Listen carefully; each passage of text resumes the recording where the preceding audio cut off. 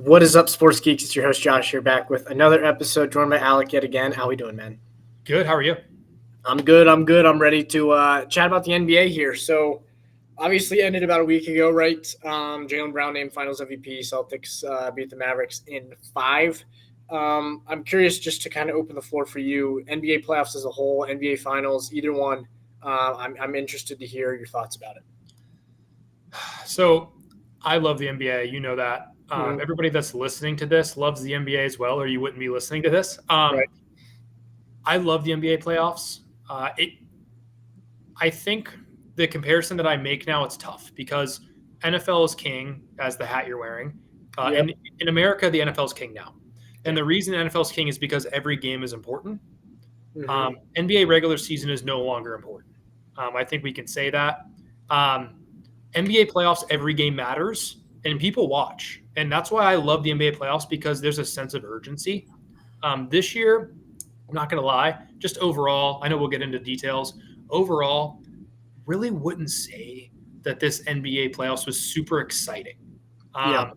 There were, the lopsided series, stars going out early. And when I mean stars, I mean like the old guard of stars. So like KD, LeBron, things like that. Jokic even going Yeah. out early. I think that definitely hurt ratings in the long term. Otherwise, though, I, I thought the finals were intriguing. I think the Celtics just have a super team, and Yeah. it's just hard to beat them. Yeah, no, I completely agree with you. I think what we're trending towards in the NBA, well, first of all, yes, NFL is king, as I'm wearing a Lions hat while talking about the NBA. But I think what we're trending towards is a defensive game. And we saw it in the 80s, 90s, right, early 2000s with those Pistons teams. Had to shout out the Detroit Yeah. Pistons because they're so bad now. But, I mean, those were defensively dominant eras, right? You had offensive excellent, but the reason you were able to win a championship is because of your defense. And we kind of had a stretch here recently where you were able to win championships because of your offense. And I think the pendulum is swinging back to the defense, because look at the teams that did well this season. I mean, you had Jokic get knocked out by a team with, I mean, Anthony Edwards is their best player. He played terrible that series. And the reason they lost that series is because they didn't play as good of defense as Minnesota. And the same thing as like what Dallas was able to do. Dallas played great defense, and they were able to make their way to the finals because of that. And I mean, obviously, Boston's defense was great. I'm not taking anything away from them, but you got to the finals, and that's what kind of initially it was like, oh my gosh, Boston just suffocates Luka and the rest of the Mavericks.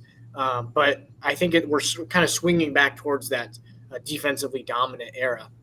Yeah. And it's just so important now with the shot making that guys can have. If you're going to give them open shots, you're going to lose. Yeah. You know, And with all the defense that was played in this playoffs, it's ironic that the Mavericks of all teams made the finals. Mm-hmm. Luka is a traffic cone on defense. For how good he is at offense, he's that bad at defense. He is a liability. I think it's interesting too, because Game 4, the game they win, right? He actually played good defense. Yeah. And it's like, I mean, I understand he's battling injury, and I don't know how bad like that left knee injury is. If it was so bad that if he went home every day after every game and was limping and had to do hours and hours of endless treatment on it just to be able to play, I understand playing bad defense because you are needed so much on the offensive end. But it's like, dude, in Game 4 when you're up against the ropes, you played good defense. So you proved you're capable of it. But I mean, it's one player on the court that for 4 games of the series was defensively incapable and was exposed. Yeah, so and it also doesn't help that you're already undermatched and significantly in talent. And then you also add in that Kyrie was basically non-existent. Yes. That doesn't help at all either. Kyrie played very poorly in this series. I really want him to play well. It stinks. I don't like Boston. I don't know your thoughts on Boston. I really wanted Kyrie to prove – I'm not the biggest Kyrie guy, but I wanted him to kind of like prove Boston fans wrong. And boy, did he not do that. Okay, so I have a quick little tidbit here for you. I'm going to throw 2 stats out there for you. All right. I'll leave assist to turnover ratio out But so 2 players here from the finals. You have 22 points per game on shooting splits of 38 from the field, 26 from three. Okay. Or 20 points per game on 41 and 27. So you got 2 less points, but on better shooting splits, like 3% and 1%. Yeah. That was Kyrie with better shooting splits than Jason Tatum. Mm. So that's kind of what I wanted to swing this into Tatum because I wanted to talk about Tatum. Gotcha. And you asked Celtics. I'm not a Celtics fan. I'm not a Tatum fan. I think he's corny, the whole texting Kobe stuff. If you want to do that to internally motivate you, that's fine. You don't have to post it. All right, that's doing it for fame. That's not doing it because you genuinely want to make him happy. So I'm not a huge Tatum fan, nevertheless. He played horrendous this series, absolutely horrendous. He was great at defense. I'm not taking that away from him. He created really well. Kyrie did have a better assist-to-turnover ratio. Tatum still created better. He shot the ball terribly. And by no means am I saying he's not a good player, but he is held to the superstar top 5 player in the league. Some say top 3 player in the league. No. Now consistently, in the playoffs, that he's unable to perform at that level. When he goes and wins a Finals MVP, when he goes in the finals, averages 30 or shoots the ball at 50% for an NBA Finals, I will believe it and I'll bite the bullet and say, okay. But for now, I just don't see it. You know what I mean? And I was really happy to see Jaylen Brown get Finals MVP. I didn't think he played all that much better. Boston just spread it around so well. But, statistically, Brown didn't play that much better, but I thought he just had a much bigger impact. Yeah, and Tatum did a great job facilitating. Mm-hmm. But I don't know if it was game 2. He went like 7 for 22 from the floor. He had like 9 or 10 assists, and his post-game press conference was, if I have to facilitate more to win the game, it's like, no, you're not. You took 22 shots. It was like 7 more shots. Like you're actively trying to score, mm-hmm. But just because you got 9 or 10 assists doesn't mean that you weren't trying to score. You shot 7 more shots than everybody else. Right. So this narrative that, he was just facilitating more. Technically his assist numbers were up. Well, probably because most of the shooters were wide open because nobody was guarding on the Mavericks. But right. He was still taking the most shots on the team. It wasn't like he was unselfish. Right. I do think that Porzingis' impact in this series was huge. When he went down in game 3, you could see immediately Dallas had this oh my gosh, we can win this game. Sort of mentality of he's out of the game. Kyrie can now get to the rim comfortably and can feel comfortable finishing, right? He still didn't play well. Don't get me wrong, but he Porzingis' presence was huge. Obviously, in game 1, he subs in immediately, has a 15-point first quarter. He was great all 3 series blocks when he played. Yeah, 3 blocks. Elite rim protector. That was the get of the season. Drew Holiday also. He played great. Derek White is getting to the point where it's almost disrespectful to call him a role player. Yep. And it's tough because he's he is the if Porzingis starts, technically he's the worst starter, but he's unbelievable. Their team is a super team. Yes, but I do want to talk about this because going forward now you have this is the 5th straight year now we've seen a different NBA champion, and that's the first time in 30 or 40 years. Mm-hmm. And I think it's awesome for the NBA. I think the NBA gets a little bit of backlash from college basketball fans that say we don't like watching the NBA because it's a 1v1 game and it's not there's no defense played. And I think that this swing of the pendulum that we're talking about is great to attract those fans. And there's some fans that are not going to watch it no matter what it is, right? Yeah. But I think that the defensive presence in the playoffs this year, even if in the short term was a little bit less of a following, I think in the long term is awesome for the league. No, I think so too. I think it gives fans more hope. What is it? 16% of the NBA has won a championship in the last 5. 16% of the NBA has won a championship in the last 5 years. It just helps circulate championships. I like that. Mm-hmm. The problem I do have with it though is that, and I guess you can kind of contest this with other sports like Patriots, Chiefs, Trying to think other sports where the Yankees. Yeah. People tune in to a dynasty. We Yeah. saw that with the Warriors. We saw that with the Cavs. They tune into dynasties and they tune into wanting to see them lose.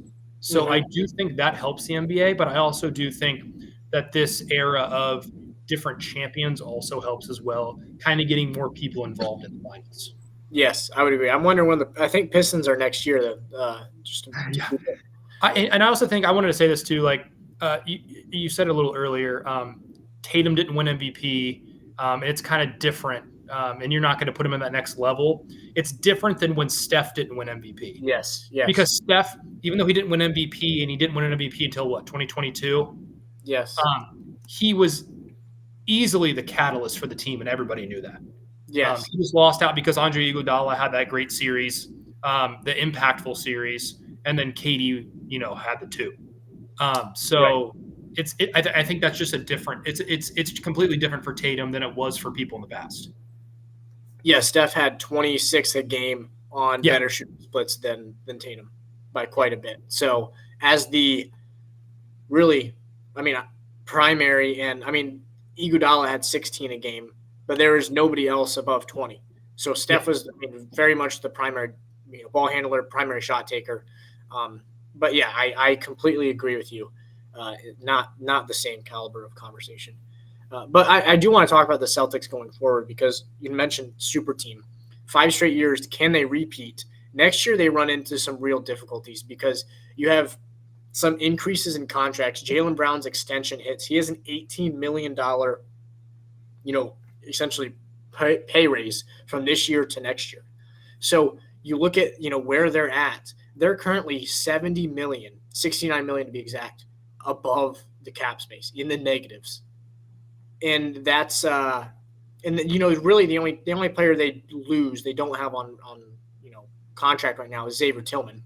So I think it's going to be interesting. Do you move any pieces at all, or do you kind of just say we're all in right now? Yeah, I think that's tough. NBA teams manipulate the cap all the time anyway. The cap's not really real in the NBA. It is, but if you're 70 million over the cap, is it real? That's my question. Right. So if they're willing to spend that much money in luxury tax, then by God, good for them. It's really just, they can afford it. So if they can find a way to bring everybody back, I'm sure they will. If I had to guess, maybe Porzingis gets. I don't know. I don't really know because they don't need all of them. I think Drew Holiday would probably be the guy that I would get rid of. I think so too. The problem with that is though he is so elite. The issue is you have Derek White. So and Holiday's 4 years older and making 10 million more. So I think at some point you have to move on from Holiday. But it's for what? Are you going to? You're not going to trade him for draft picks because in hopes of the draft picks win you a championship. Drew Holiday can help you do that now. So I think it's going to be interesting to see how they go about it. But going into next year, they're absolutely going to be the favorite again. And unless there's a real change around the league, I think they might repeat. And we've seen 5 straight without it, but Boston is going to be dominant again. I do think that the impact of a 3-and-D guy is becoming increasingly, more. A guy like Herb Jones is the guy that immediately comes up to the top of my mind. Yep.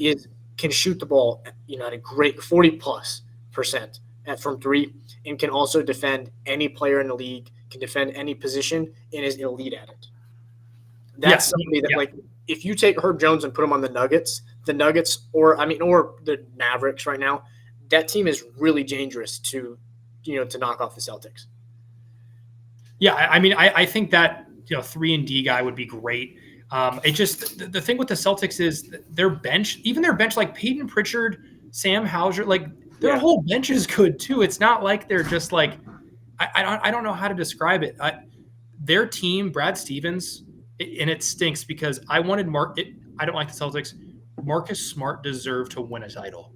really bad. For how hard he played during those years that they came up short, he deserves a ring. I really hope he gets one. I know he won't, but he really deserves one. Yeah. And the thing that it's kind of crazy to me is that, and I don't know if this is just me or I don't know if you think about this too, we think of NBA bench guys as bums. You're like, oh, that guy can't play. He's a bum.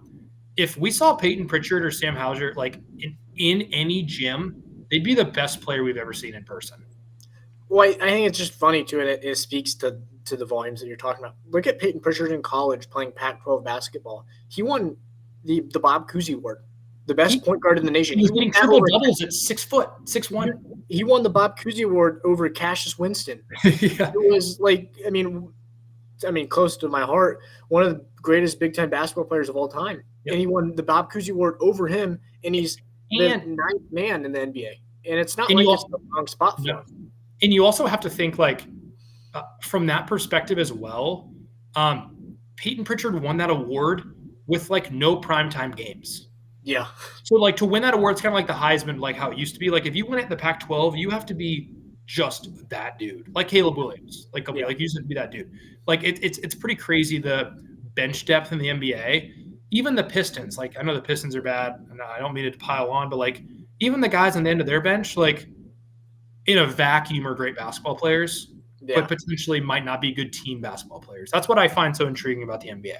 Yes. Well, I think the other thing too is that like you think, oh, this guy was a good 3-point shooter in college. Why is he struggling in the NBA? 3 feet back is a ton. Like think of guys that, contested. What's that?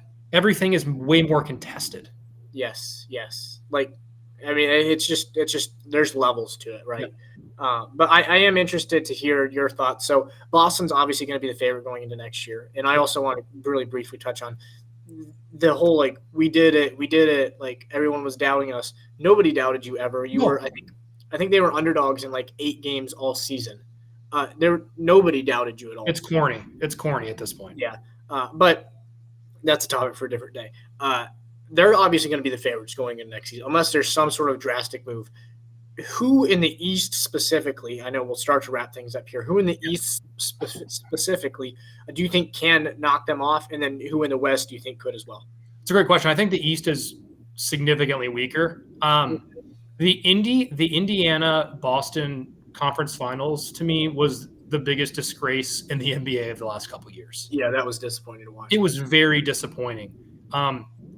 I genuinely think the Celtics have the Bucks number they've had for the last couple of years.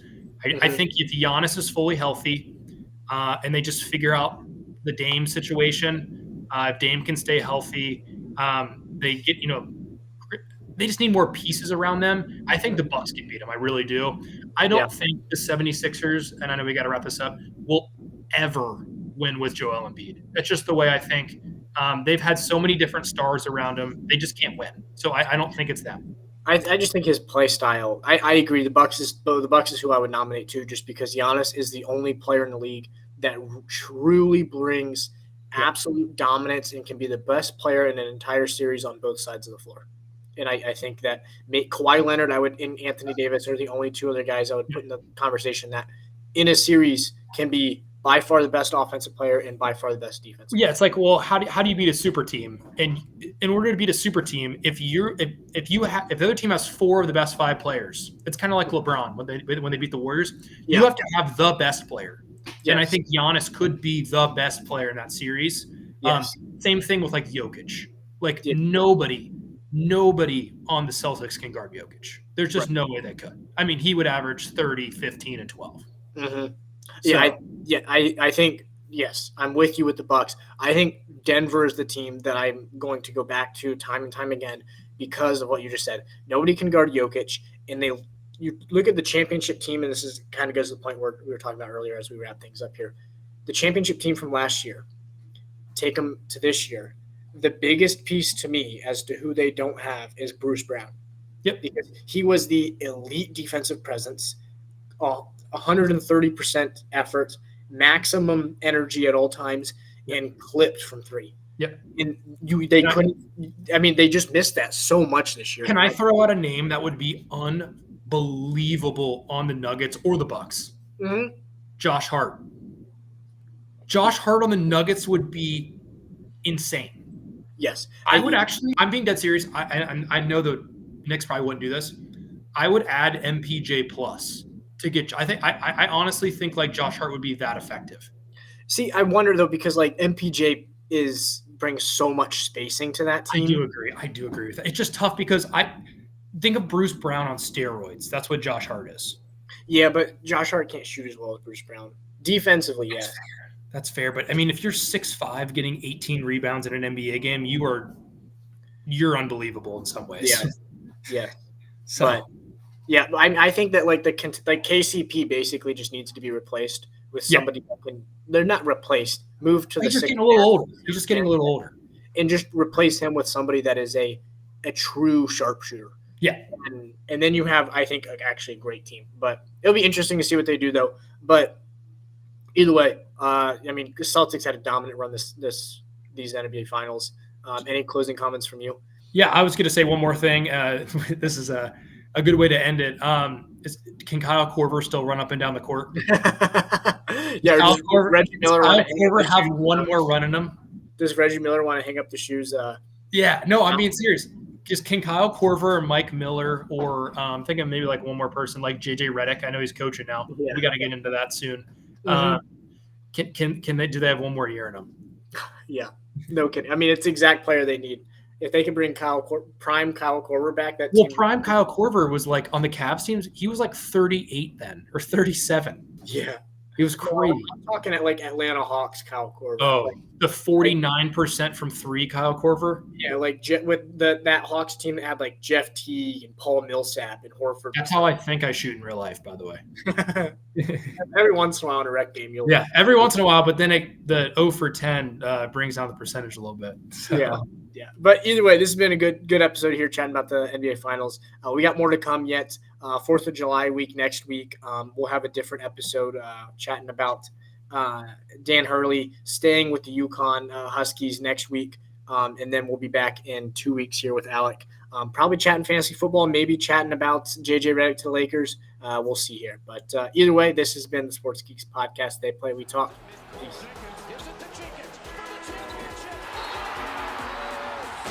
Puts up the three.